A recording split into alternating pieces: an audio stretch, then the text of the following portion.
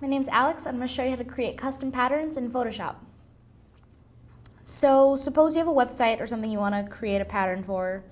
So the first thing I'm going to do is when you're creating a pattern, mathematically you have to be pretty exact for where your image is going to sit to create that pattern, because it's going to repeat basically. So you want to make sure that it doesn't overlap or do something funky.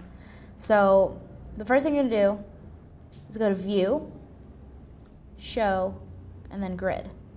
And then right away you're going to see your grid pop up. So then what I'm going to do is I'm going to just pick some shapes from Photoshop's shapes and make a pattern with that. So I'm going to make a star pattern. I'm just going to go ahead and make it right in the center of one of these squares. And I'll show you why in just a moment. And just try to get it exactly symmetrically in the middle. Then I'll just add a little circle in the center just so you can see what this is going to do. Actually, add this little swirl in the center.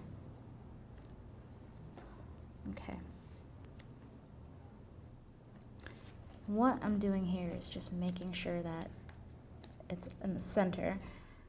And now I'm going to go ahead and crop this down to be perfectly square around the image. And then we're going to go to Image Crop. And then you've got your pattern, your base for your pattern here. So now what I'm going to do is I'm going to go to Image, or actually I'm going to go to Edit. Oh, I'm sorry. So then what you have to do is you actually have to merge visible. So you right click, merge visible. And then you'll have a flattened image. Then you go to Edit, Define Pattern, and name it whatever you want. Say OK, and then you can open a new file.